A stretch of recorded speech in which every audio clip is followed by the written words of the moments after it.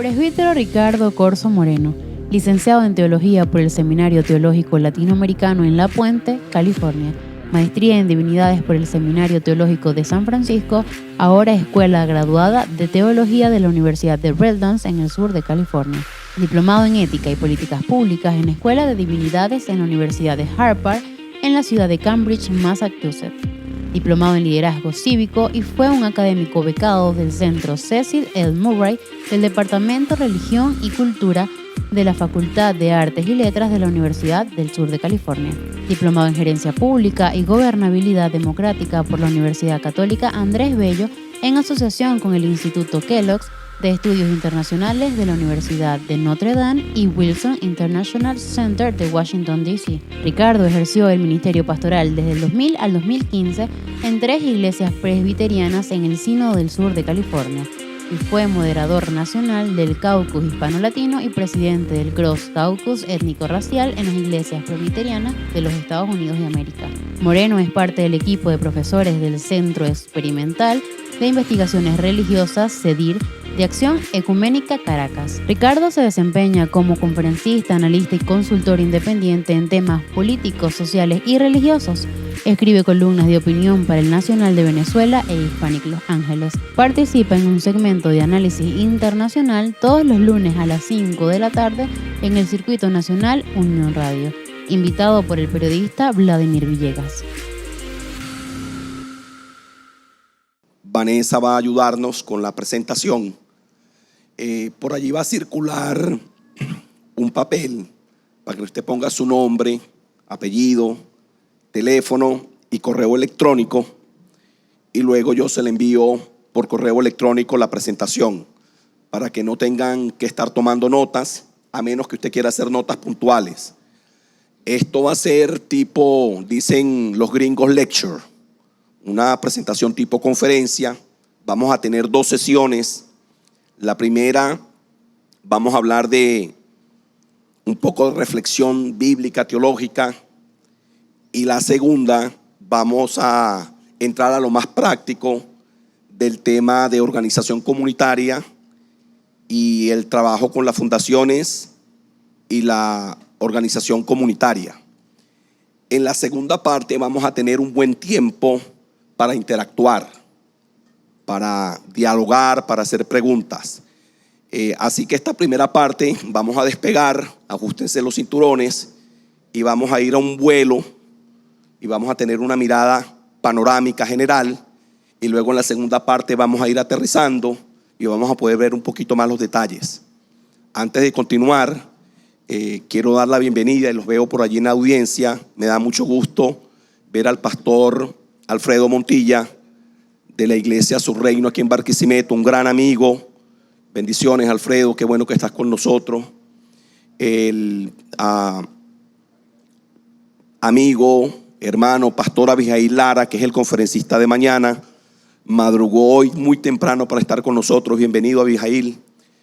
También el doctor Santa María con su esposa, bienvenido.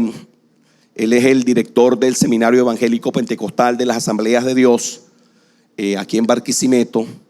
Él y yo nos conocimos cuando teníamos más pelo y menos canas. Éramos un par de chamos, y allí fue donde yo di mis primeros pasos de intentar acercarme a la Biblia y aprender un poco. Me da mucho gusto, doctor Santa María, que esté aquí. Es tremendo profesor Santa María. Hay personas que tienen la vocación de ser maestro y ser profesor, y bueno, aparte de la teología, es profesor en matemáticas, historia, bueno, qué bueno que está aquí. Y todos ustedes, por supuesto. Otra cosa que les voy a decir, yo no vengo a enseñarles nada nuevo. Yo simplemente estoy tratando de sistematizar las cosas que ustedes ya hacen. Así que hay cosas que, no pretendo enseñarles, sino simplemente tratar de sistematizar algunas de las cosas que ustedes ya están haciendo. Y en la segunda parte voy a hablar un poquito más de experiencias pastorales, reflexiones, algunos ejemplos para ubicarnos. Así que mi esposa Vanessa nos va a ayudar aquí y vamos a comenzar, y los muchachos allá nos van a ir siguiendo. Siguiente slide. Listo, vamos. ¿Cuál es la misión de la iglesia? Por tanto, id y haced discípulos a todas las naciones. Mateo 28, 19. Los que estudiamos teología y cuando uno salió, ¿cómo sé de griego? Soy experto, ¿verdad? Proeutentes on mautesate pantata ecne. Esa expresión ecne es de donde viene la palabra etnia, todas las naciones. La pregunta es, ¿cuál es la misión de la iglesia? ¿Cuál es la misión de la iglesia? La evangelización no debe estar restringida tan solo a convertir almas y plantar iglesias. No es solo crecer numéricamente, sino que también debe buscar comprender toda la realidad de la pobreza en nuestras comunidades y transformarla. Transformación integral. Hablar de transformación integral es la formación de discípulos solidarios que no viven para sí, sino para los demás. Personas con la capacidad de recibir y dar amor, personas que tienen hambre y sed de justicia y que trabajan por la paz.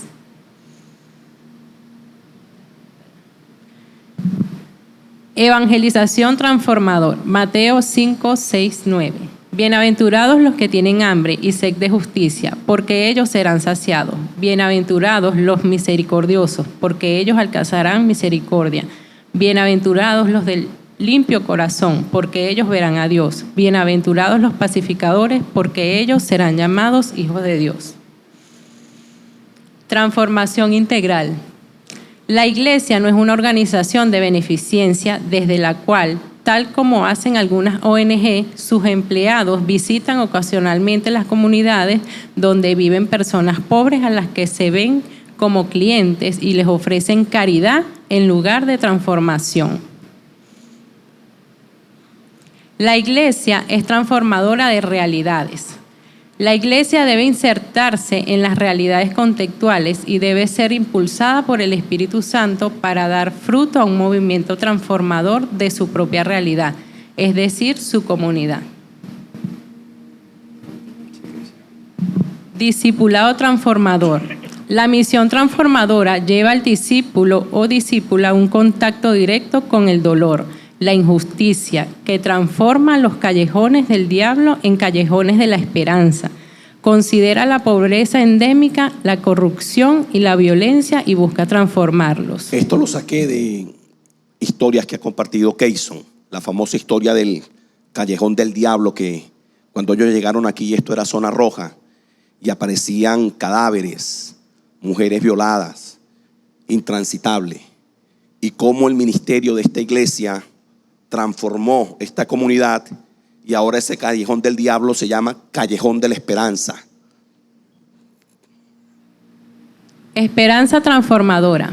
Es la certeza de que el reino de Dios se ha manifestado aquí y ahora y que el poder del Espíritu Santo levantó a Jesucristo de entre los muertos.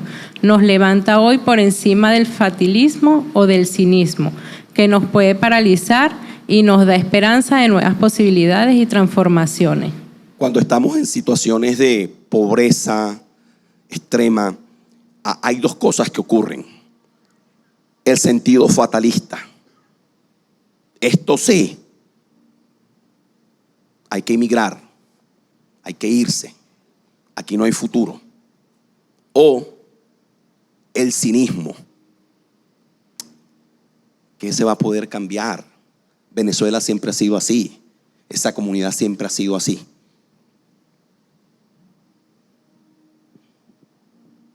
Debemos cuestionar las fórmulas teológicas espiritualizadas e individualistas que son tan populares en las iglesias evangélicas de Venezuela, que ignoran las situaciones de pobreza, violencia, corrupción, abuso, exclusión e injusticia en nuestras comunidades.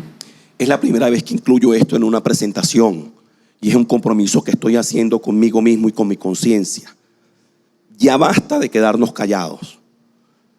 De permitir que el evangelio se presente solamente como algo espiritual o algo individualista que no tiene que ver con el contexto. Y lamentablemente, hermanos y hermanas, la mayoría de las iglesias venezolanas ignoran el contexto de pobreza, de corrupción, de abuso, de injusticia. Porque si Cristo viene, ¿Para qué me voy a preocupar de esta realidad en el aquí y el ahora? Si la promesa es la vida eterna y el futuro. Y a veces hacemos lo mismo que hacían los misioneros católicos con los indígenas cuando los españoles los estaban masacrando. Bueno, no se preocupen porque está el purgatorio y después que salgan del purgatorio hay una vida eterna, mientras aquí los vamos exterminando.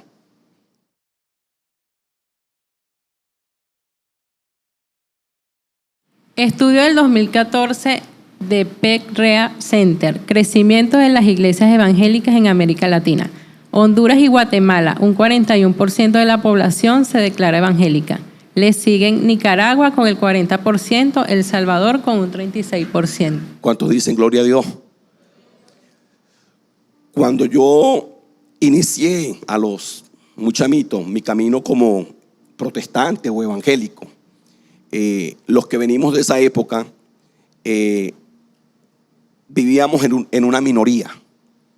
Ser evangélico era ser de un sector excluido, con una Biblia grande, negra, debajo del brazo. Si era Reina Valera, mejor, ¿verdad? La corbata, el saco y la iglesita en el barrio.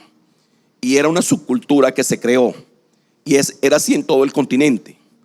Pero resulta que según este centro que yo sigo mucho y es del 2014, el evangelio hoy en día, los evangélicos, los protestantes, han crecido mucho, al punto que en Honduras y Guatemala, esto es del 2014, ya ahorita ese 41% está casi al 50%. Es decir, en Honduras y Guatemala, la mitad de la población son cristianos evangélicos. En Nicaragua, casi la mitad de la población es evangélico. En El Salvador, el 36% de la población es evangélico. Es decir, ya no somos un grupo marginal. Aquí en Venezuela se calcula, depende de quién uno le pregunte, aunque realmente no hay un estudio serio de datos hecho. Pero bueno, como en el mundo pentecostal somos muy lo que yo llamo evangelásticos, se estiran las cifras siempre. Se habla de que aquí puede haber un 15, 16% de la población que es cristiana evangélica, que hay aproximadamente 20,000 iglesias registradas. Y yo creo que las que no están registradas son mucho más, porque cuando uno va a la Venezuela profunda, como a mí me ha ocurrido, a la Apure, a los Llanos, y uno pregunta, mira, ¿tú sabes qué es el Consejo Evangélico de Venezuela? ¿Quiénes son esos? ¿Tú sabes quién es la Convención Bautista? ¿Y esos de dónde son? ¿Y quiénes son los presbiterianos? ¿Presbi qué? ¿Y quiénes son las asambleas de Dios? ¿Cuál asamblea de Dios? ¿Quién es Eliodoro Mora? ¿Qué? O sea, ha crecido exponencialmente, especialmente las iglesias indígenas, criollas e independientes. Sigamos.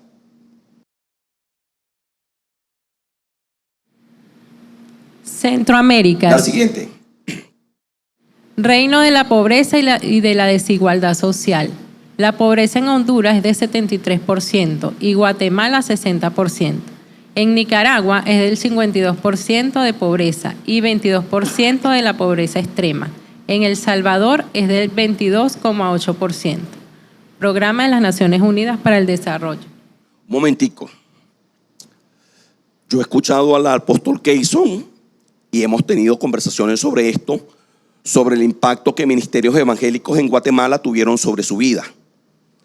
Y mucha de la visión que él agarró aquí para trabajar con Zona de Campeones y los niños, la agarró de iglesias de Guatemala. Pero hay una contradicción, que precisamente en los países del Triángulo Norte, como se les conoce, que es Honduras, Guatemala y El Salvador, y vamos a incluir ahí a Nicaragua, que donde más ha crecido el evangelio, los pentecostales, los evangélicos, los protestantes, también ha crecido más la pobreza. Entonces eso cuestiona un poquito ciertas teologías de la prosperidad que automáticamente predican de que si eres cristiano, tu realidad cambia, porque entonces el mensaje se espiritualiza y se divorcia de la realidad. A mí me dicen estas estadísticas claramente que las iglesias evangélicas en estos 3 países están fallándole a la realidad de la pobreza que vive su nación. Evangelización versus transformación comunitaria.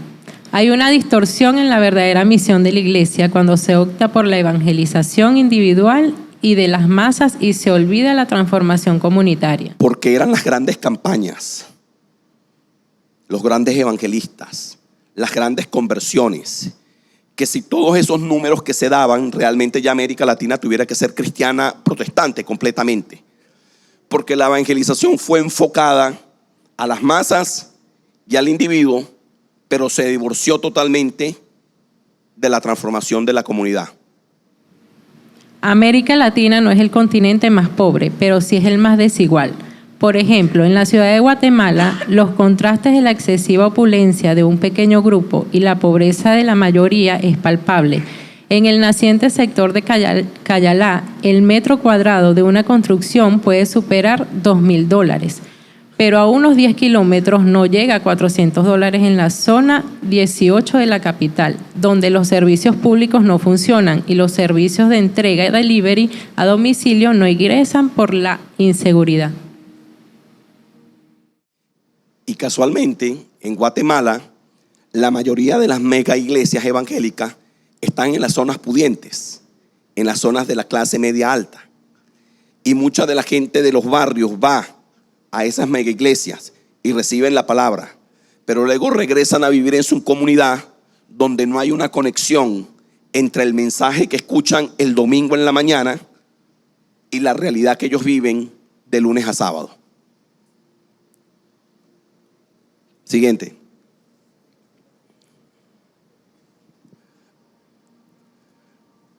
René Padilla, y voy a hablar un poquito de él, fue uno de los primeros teólogos latinoamericanos que empezó a hablar de estos temas por allá en la década de los 60. ¿Qué hacer ante las realidades de la pobreza en nuestras comunidades? El llamado del Señor es para un ministerio integral en que la intención permanente es testificar en palabra y acción, compartir con los necesitados el pan de vida con el pan de cada día. René Padilla. El pan de vida, el evangelio, pero con el pan de cada día. Yo recuerdo que por allá a finales de los 80, por ahí en el 88, llegó a mis manos este libro. Si usted anota su nombre, yo se lo envío por correo electrónico en PDF. Ensayo sobre el reino y la iglesia, misión integral. Para un joven de esa época, de 18, 19 años, que tenía muchas preguntas que no encontraba respuestas, encontrarme con la misión integral y con René Padilla y los ensayos del reino, me salvó a mí del comunismo, me salvó a mí de abrazar otras ideologías, porque yo entendí que había una conexión entre el evangelio y la sociedad y la gente. Sin embargo, este era un libro que era casi proscrito. Yo me metí en problemas con pastores porque empecé a hablar de este libro y a tratar de que otros lo leyeran. Cuidado, porque sigamos. Siguiente. Tienen que seguirnos en la traten de seguirnos, muchachos. Siguiente ahora. Ok. Siguiente. Hablemos un poquito de algo que dijo Desmond Tutu. Obispo Desmond Tutu. No predico un evangelio social. No predico un evangelio social. Predico el evangelio y punto. El evangelio de nuestro Señor Jesucristo se ocupa de la persona en su totalidad. Cuando la gente tuvo hambre, Jesús no dijo, eso es político o social, sino que instruyó, denles a ustedes de comer, porque de la buena noticia para una persona hambrienta es el pan. Donel del Cámara y Teresa de Calcuta, dos figuras del catolicismo mundial. Vamos a ver lo que ellos dijeron. Cuando doy de comer a un pobre, todos me dicen santo, pero cuando pregunto por qué un pobre no tiene comida, todos me dicen comunista. Y Donel del Cámara, él fue un obispo brasileño que trabajó mucho entre los pobres. Entonces él se cuestionaba, cuando yo hago y le doy de alimento a los pobres, me dicen que soy un santo. Pero cuando yo empiezo a cuestionar por qué es tan pobre, entonces me tildan de comunista. Al final de nuestras vidas no seremos juzgados por cuántos diplomas hemos recibido, cuánto dinero hemos conseguido o cuántas cosas grandes hemos hecho. Seremos juzgados por yo tuve hambre y me diste de comer, estuve desnudo y me vestiste, no tenía casa y me diste posada. Teresa de Calcuta.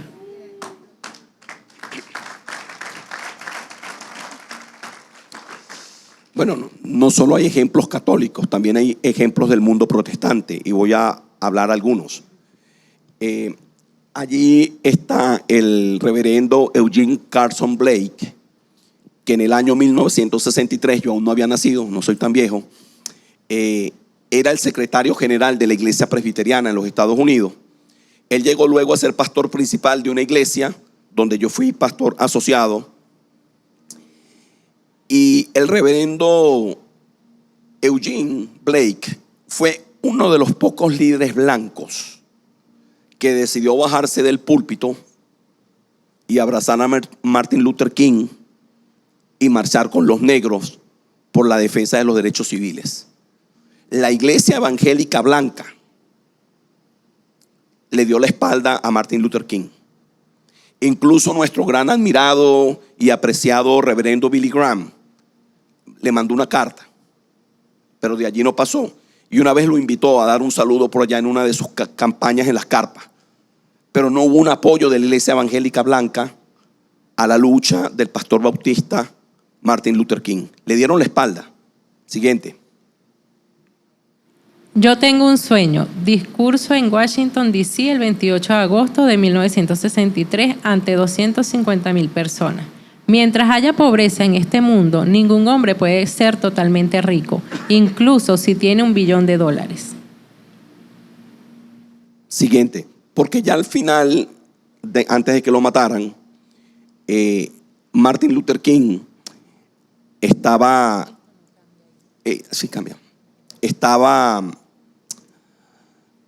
como dando un cambio de paradigma en su ministerio. Él comenzó muy preocupado por el tema de la injusticia racial y a eso dedicó su vida. Y cuando uno empieza a leer sus cartas y los libros, especialmente las cartas, uno nota que hay un cambio en él y él empieza a abrir su visión y dice: un momentico, el tema no es solamente la injusticia racial y los negros, el tema es la pobreza, el tema es el armamentismo, el tema son las guerras. Y empezó a darle duro a eso. Bueno, ya sabemos el destino. Siguiente. La injusticia en cualquier lugar es una amenaza para la justicia en todas partes. Estamos atrapados en una red inudible de mutualidad, atados en una única prenda del destino. Lo que afecta a uno directamente afecta a todos indirectamente. Carta abierta desde la cárcel de Birmingham, 16 de abril de 1963. Yo les puedo enviar esa carta traducida al español. Es una joya de reflexión teológica, de reflexión bíblica, de preocupación. En esa carta, estando preso Martin Luther King, cuestiona a la iglesia evangélica blanca y le dice: no puede ser, hermanos, que ustedes los domingos tengan los servicios raciales más desegregados del mundo, porque ustedes adoran solo puros blancos, mientras al negro se le ha excluido y se le ha dado la espalda. Vamos a hablar de otra persona, Rosa Parks. Siguiente. Rosa Parks fue una activista afroamericana, figura importante del movimiento por los derechos civiles en Estados Unidos, en especial por haberse negado a ceder el asiento a un pasajero blanco y moverse a la parte trasera del autobús de Montgomery, Alabama, el 1 de diciembre del año 1955. Porque la ley era, uno, que los negros tenían que sentarse en la parte de atrás del autobús. Y dos, era que si el autobús iba lleno y había una persona blanca de pie, el negro tenía que pararse y darle el asiento. Y esto lo vamos a combinar con lo que vamos a considerar más adelante. Y Rosa Parks, una mujer bautista cristiana, un día agarró una santa rechera como la que agarró Cristo cuando entró al templo y vio el comercio que había con los sacrificios. Eso lo editan después, ¿verdad? En el templo y todas esas cosas que él vio en el templo, el comercio, y se enojó. Pero cuando uno lee el griego, agarró fue una, porque vio. Bueno, Rosa Parks ese día dijo: basta, y no se paró. No se paró. Y no se paró. Llegó vamos a llamar a la policía. No me voy a parar. ¿Por qué? Siguiente. La llevan presa. Yo leí ese libro, no lo he encontrado en PDF, pero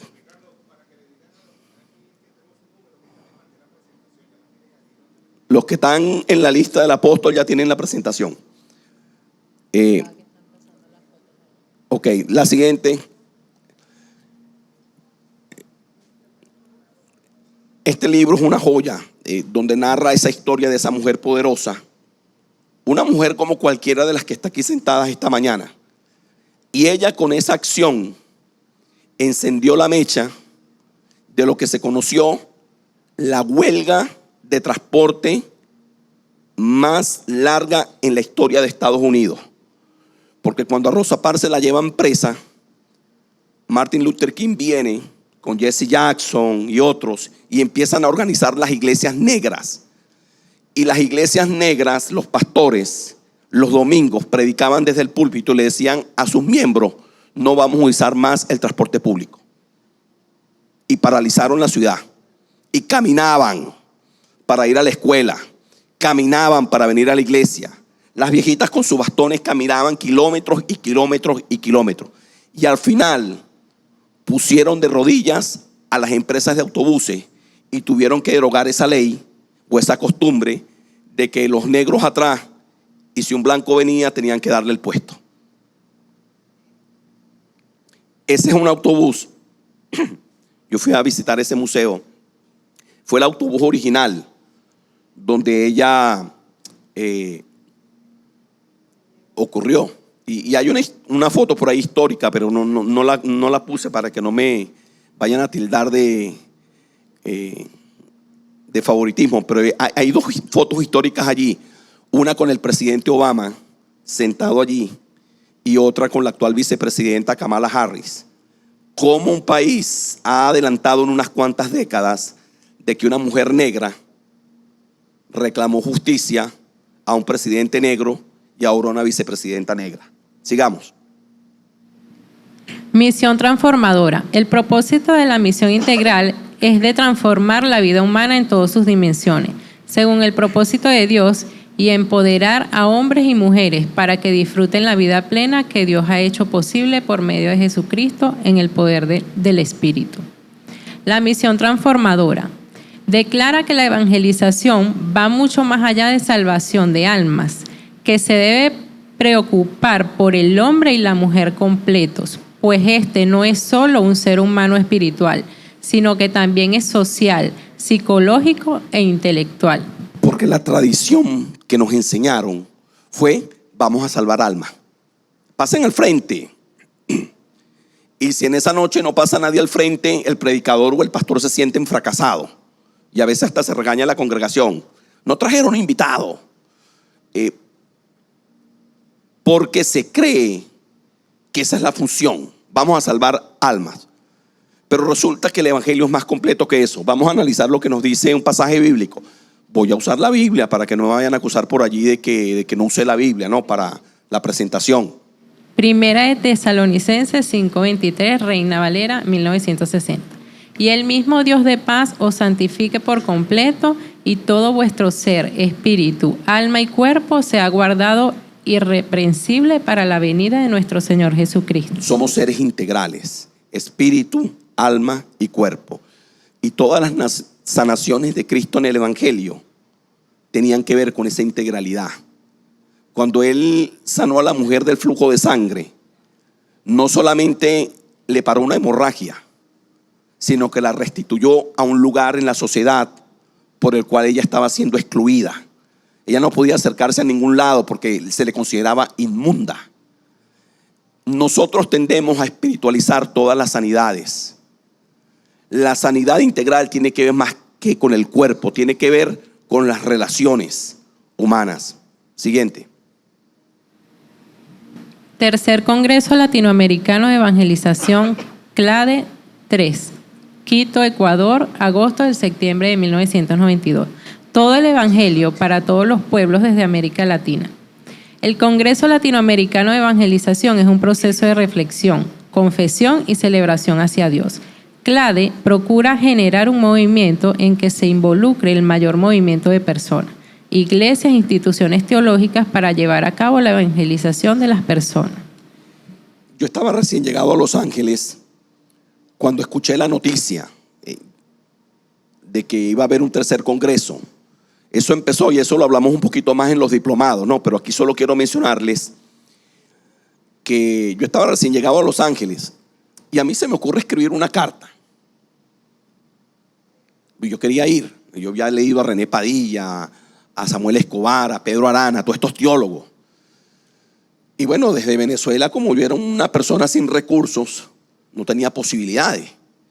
Y se me ocurre, le escribo una carta a un pastor presbiteriano de Florida, colombiano, que Dios lo bendiga donde está ahorita en la presencia de Dios, Luciano Jaramillo, presbiteriano. Estaba en el comité de CLADE. Y le escribí una carta. Le digo, mire, llegué aquí, pero no tengo plata, yo quiero ir. Oye, y el hombre me contestó y me invitó. Y me pagaron el viaje. César Enrique, nuestro hermano, ¿dónde está César por ahí? César fue al CLADE 3.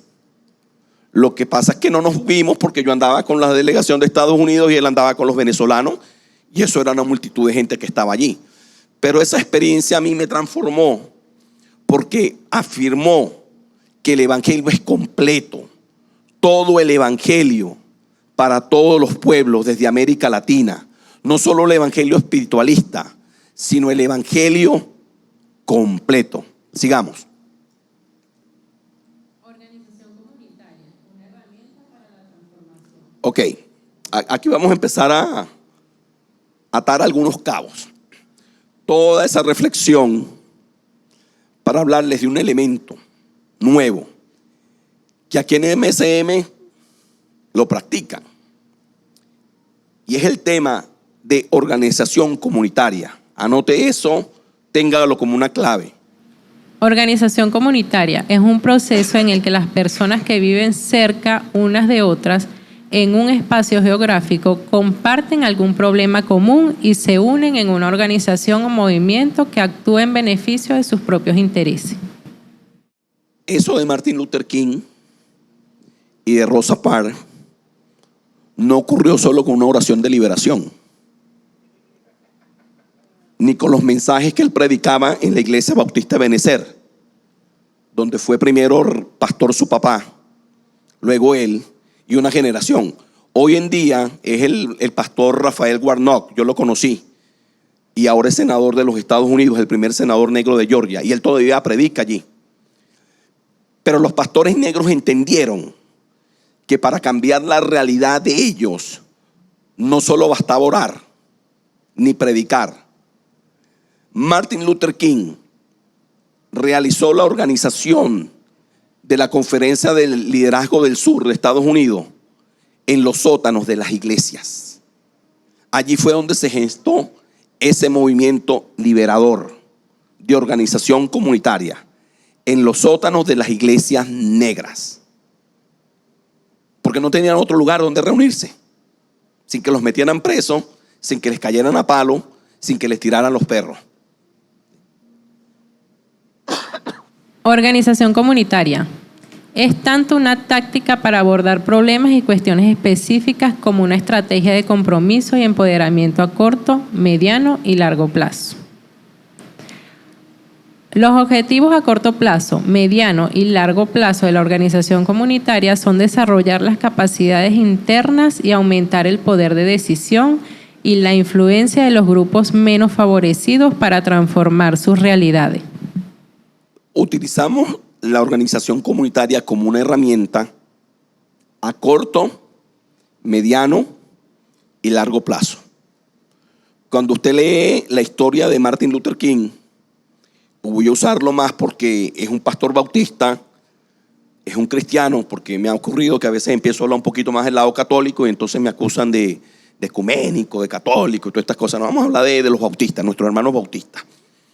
Ellos entendieron que la lucha era de largo plazo. Y cuando uno lee la organización, cuando usted vaya a su comunidad, plantéese metas de corto, mediano y largo plazo. Lo que se ha ido desarrollando aquí, el comedor, bueno, hablamos de una primera etapa, viene una segunda etapa, viene una tercera etapa.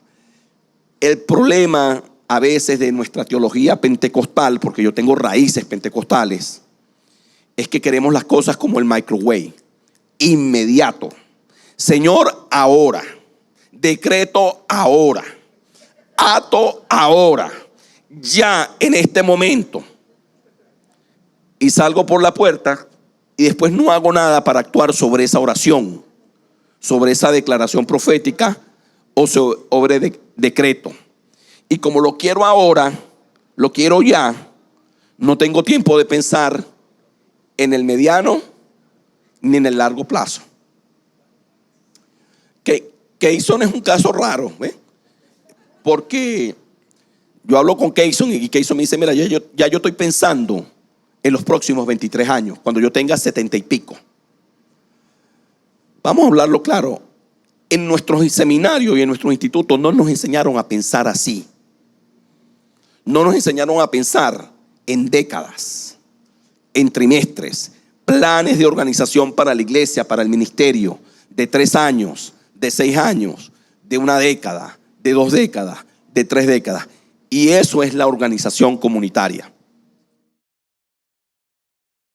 La organización comunitaria es una estrategia utilizada por los movimientos sociales, las comunidades marginadas para obtener derechos, ganar poder colectivo y crear cambio transformador en sus comunidades. ¿Qué es un organizador comunitario? Es un individuo que tiene pasión por la justicia y tiene la capacidad de escuchar a otros. Es capaz de tener empatía y conectar su propia historia con la historia de otra persona. Sabe agitar eficazmente el dolor y el enojo interno e identifica las necesidades y el potencial de las personas. Yo sé que para algunos esto es un concepto nuevo, para otros no. Usted en su iglesia, pastor, líder, tiene potencialidades de personas que son organizadores comunitarios natos, que solo hay que pulirlos. Personas que tienen una fuerte pasión por la justicia, que les molesta la injusticia. Personas que pueden tener empatía. Y algo que adolecen los ministerios evangélicos es tener empatía. Porque a veces nos subimos en los púlpitos, en nuestras torres de marfiles teológicas, en nuestras revelaciones, como los 3 discípulos con Cristo en el monte de la transfiguración, y nos quedamos ahí en la gloria. Y nos olvidamos que hay que bajar del cerro y que hay que ensuciarse los pies y que hay que tener empatía con el dolor, con la injusticia. Los organizadores comunitarios son personas que conectan. Un pastor debe ser, en teoría y en práctica, un organizador comunitario por excelencia. Los líderes de la iglesia deben ser organizadores comunitarios por excelencia. Siguiente. Javier es un organizador comunitario nato. Yo desde que conocí a Javier, yo le pedí a Javier que estuviera aquí. Y se me escapó, ¿ves? No está Javier, ¿verdad? Está organizando, que ese es el problema. Entonces sentamos a Javier aquí, no hay almuerzo y no hay otras cosas. Pero desde que yo conocí a Javier aquí en el lado izquierdo, yo me di cuenta que a lo mejor Javier no lo tiene teóricamente. No fue a una universidad, no aprendió. Pero él, nato, es un organizador. Es una persona que anda conectando historias, solucionando, creando redes. Los organizadores comunitarios siempre establecen y construyen relaciones de trabajo transparentes con otras personas. Los organizadores planifican y dirigen reuniones privadas 1 a 1 y públicas en asambleas en todas las áreas de su trabajo. Otra cosa que quiero hacer un énfasis, el tema de la transparencia. ¿Sabe uno de los problemas serios que yo veo en el mundo evangélico venezolano, entre los líderes, y también en las iglesias? Que falta transparencia en las relaciones. No podemos relacionarnos transparentemente unos a otros, porque a veces hay agendas personales y hacemos cosas, pero tenemos otro objetivo detrás de lo que hacemos. Hacemos una arepada o un sancocho, pero detrás de eso hay un objetivo ulterior. Y una cosa que debe caracterizar a un organizador comunitario es que establece relaciones de transparencia desde el inicio. Por eso Keyson y yo hemos podido trabajar mucho. Por eso somos transparentes. Yo ya sé lo que él me dice sí, sí, y cuando me dice no es no. Pero hay gente que te dice que sí y luego actúa como no. ¿Va conmigo? Entonces tenemos que tratar que en la comunidad tratemos de crear relaciones de transparencia, decirle a la gente lo que realmente queremos. Sí. La misión de un organizador es la transformación comunitaria. El trabajo principal de un organizador es crear unidad y solidaridad y luego ayudar a su comunidad a trabajar juntos para resolver problemas y alcanzar objetivos compartidos. Hace del tejer redes de solidaridad y transformación una misión de vida. 5 pasos básicos de organización comunitaria. Vamos a tomar un alto. Apóstol, ¿cómo estamos con el tiempo? ¿Tomamos un break aquí o seguimos? ¿Cómo se sienten? Les voy a decir algo. Yo no me molesto ni me enojo si alguien tiene que salir. Si lo ve muy largo, yo no tengo esos problemas, ¿oyó? Yo tuve profesores que venían a dar sus lectures. A ellos no les interesaba si uno estaba o no estaba en el salón. Eso sí, después al final, bueno, te entendías la nota. Pero aquí no estamos tomando nota. Así que vamos a seguir. Bueno,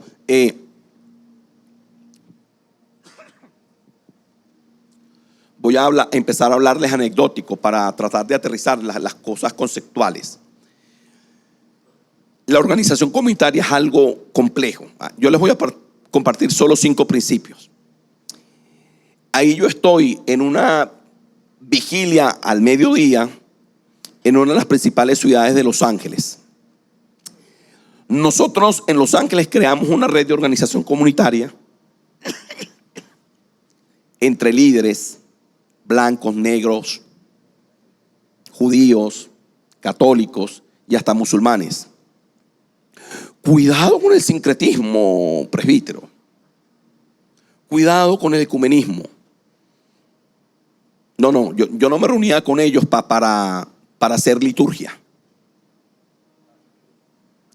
Yo me reunía con ellos para cosas específicas. Y teníamos una capacidad, les voy a hablar más adelante, de que en 2 horas nosotros podíamos reunir 200 personas en cualquier punto de la ciudad. Que mataron a un joven negro en el barrio de Compton a las 10 de la mañana. Nosotros teníamos la capacidad al mediodía de estar frente al departamento de policía Armando Soberano con los medios. ¿Ok? Porque estábamos organizados. Ahí estábamos haciendo una vigilia porque hubo una redada en una fábrica y se llevaron un montón de inmigrantes y los tenían presos y los iban a deportar. Y niños se quedaron solos en sus casas porque su mamá y su papá no pudieron llegar.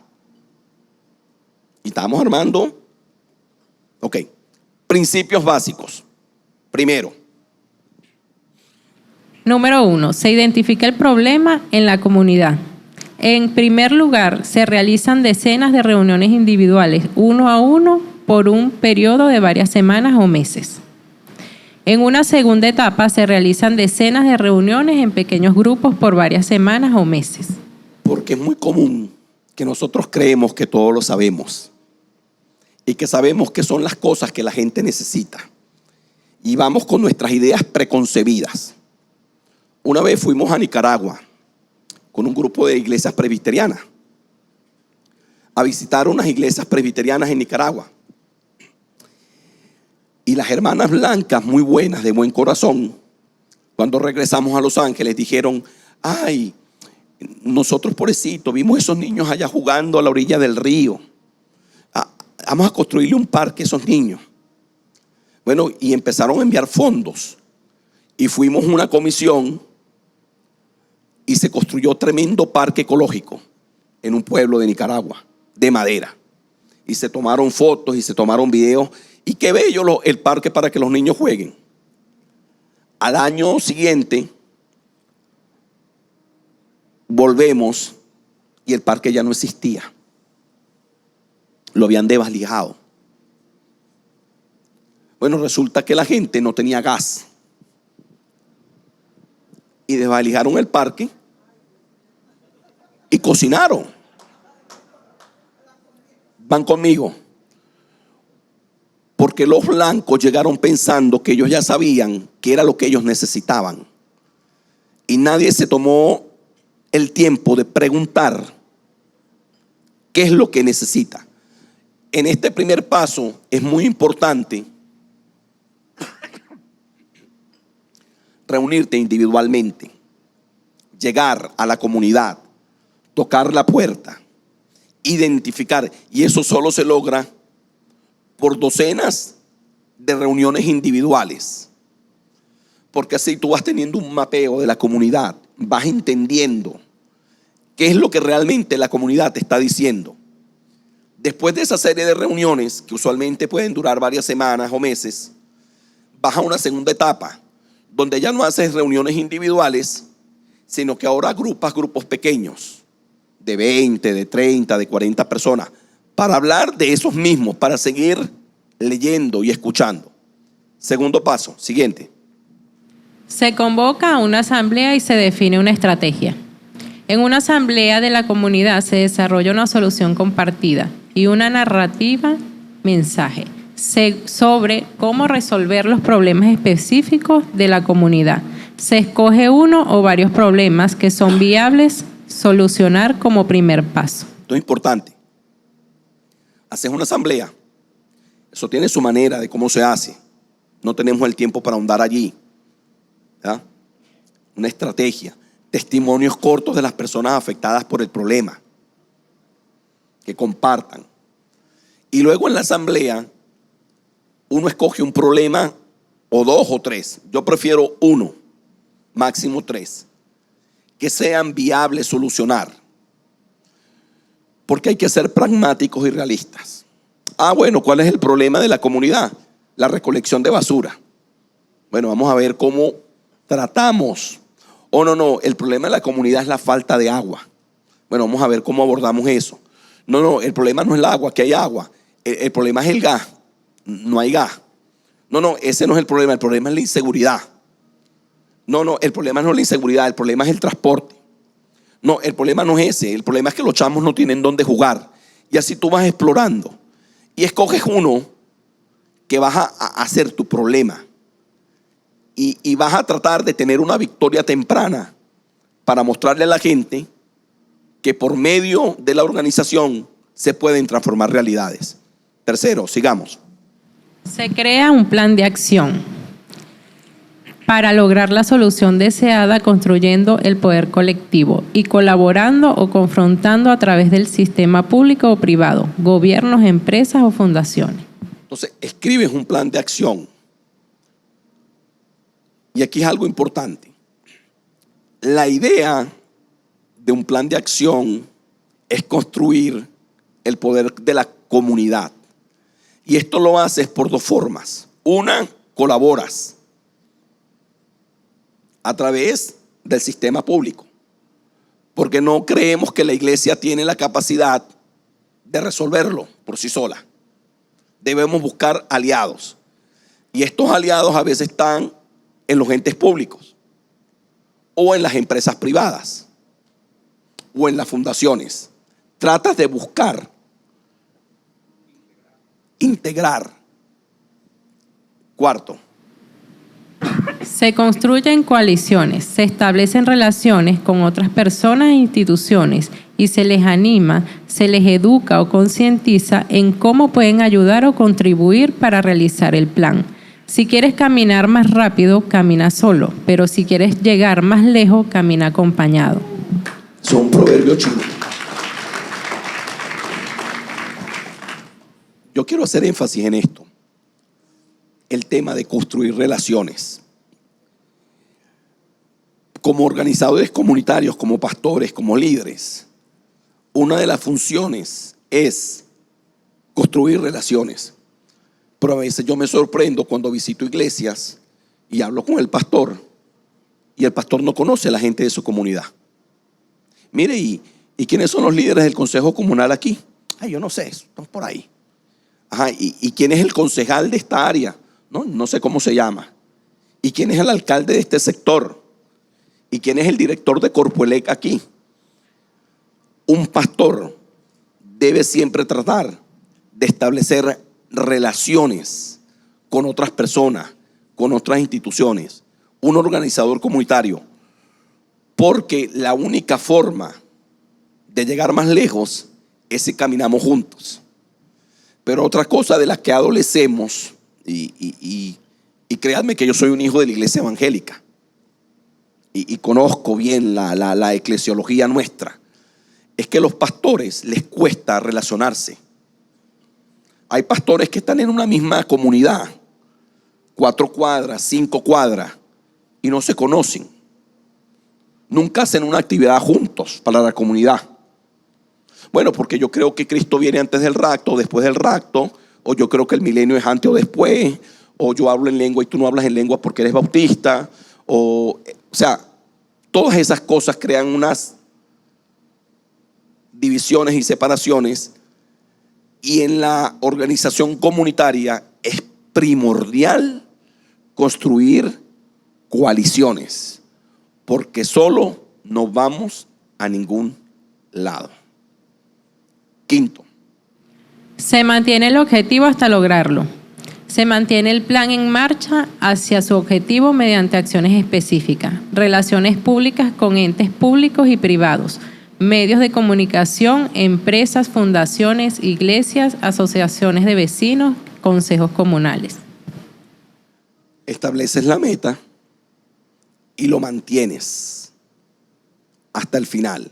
La meta es construir un banco de alimentos para la comunidad, porque hay un problema de inseguridad alimentaria y queremos darle de comer a los viejitos o queremos darle de comer a los niños.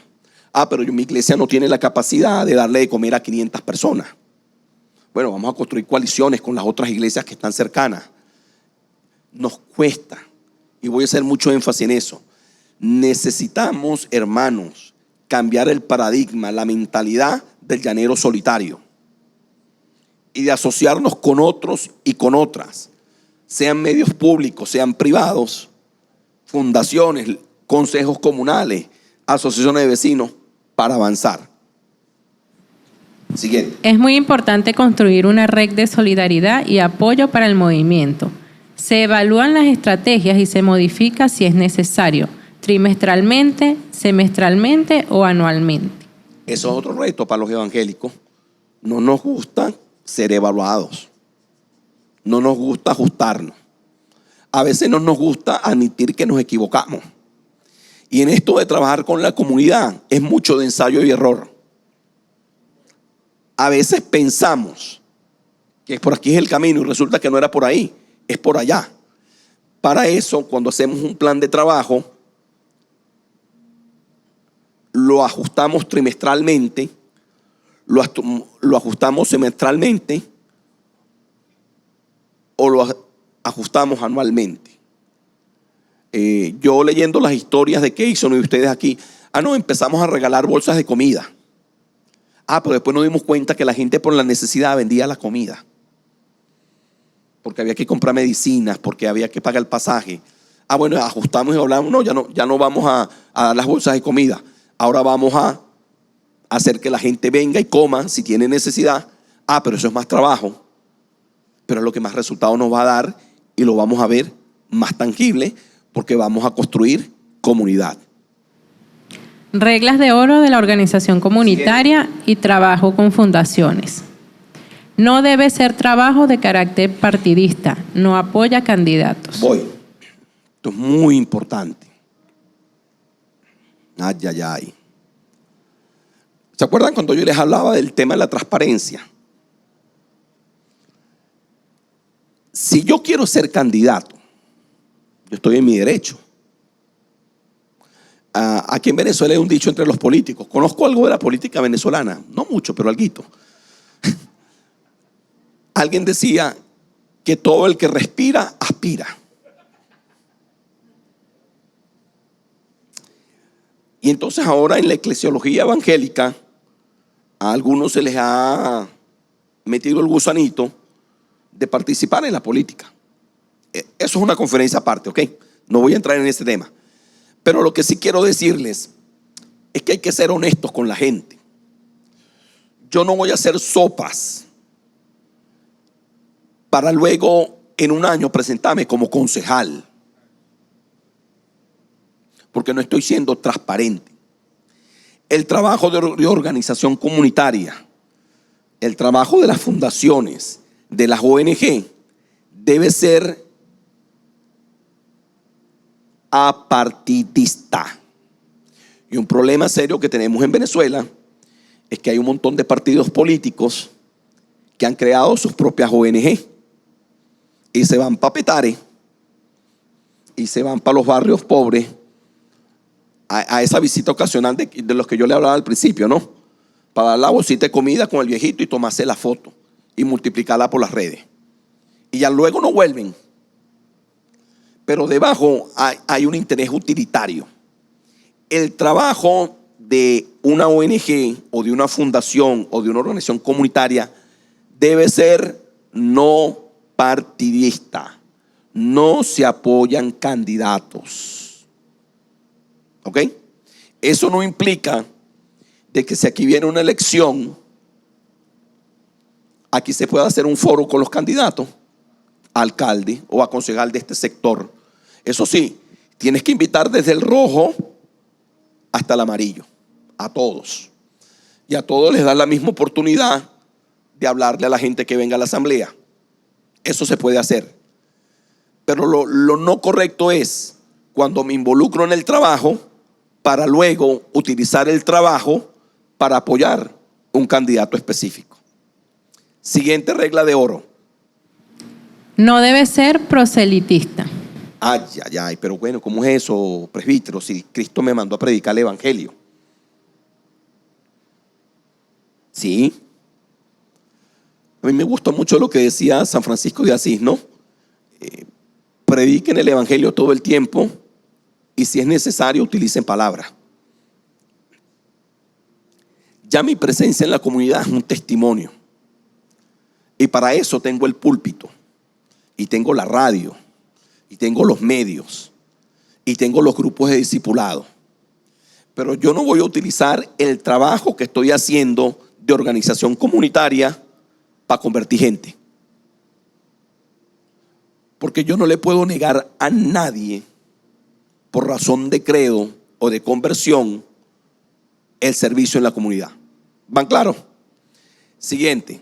No discrimina o excluye a nadie basado en raza, credo, sexo, edad, condición social o afiliación política. Esto tiene que ver con lo primero, porque entonces caemos en que te doy la bolsa o te ayudo si vas a apoyar mi afiliación política o al candidato que yo estoy apoyando.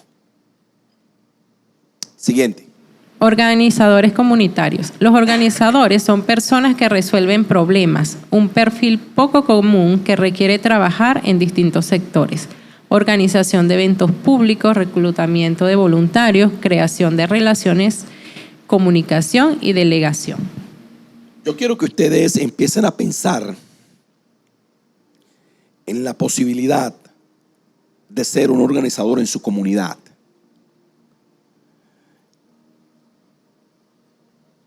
Y un organizador es una persona que tiene un perfil poco común, porque requiere muchas habilidades. Y usualmente una de esas habilidades no es estar en la plataforma ni con el micrófono en la mano. Y ese es un problema serio que también tenemos en el mundo evangélico. Porque yo no voy si no me invitan a hablar. Yo no voy si no me invitan a predicar.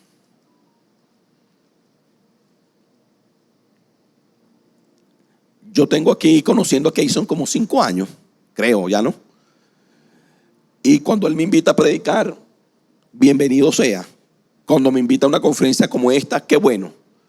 Pero cuando no me invita, no por eso dejo de venir. Porque el interés es la comunidad, no mi proyección. Y los organizadores comunitarios tienen que ser personas que tienen el ego bajo control. Ese animal lo tienen ahí bien controlado.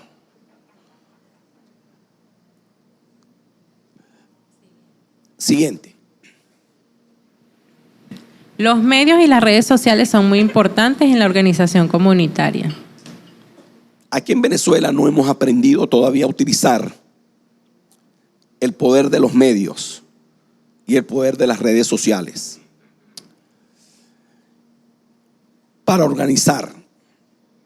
Allí en esa foto, ese día mataron a un joven, a Trevor Marvin, y un obispo de la Iglesia Negra me llama y me dice: Ricardo, vamos a organizar algo. Y en cuestión de 4 horas hicimos una demostración de desobediencia civil en frente del Departamento de Policía de Los Ángeles. Llegaron obispos negros, pastores blancos, pastores latinos. Convocamos los medios por las redes. En 4 horas teníamos 200, 300 personas. Siguiente. Acción de desobediencia civil pacífica en la organización comunitaria. Este es el reverendo Copeland, que está aquí, de cabello blanco, altote. Él fue un discípulo de Martin Luther King. Y bueno, ese día decidimos que lo que íbamos a hacer era hacer un simulacro de que a nosotros también nos estaban matando. Y trancamos la entrada al Departamento de Policía de Los Ángeles. Nos acostamos, 100 pastores y líderes allí. Y ahí nos quedamos acostados por una hora más o menos.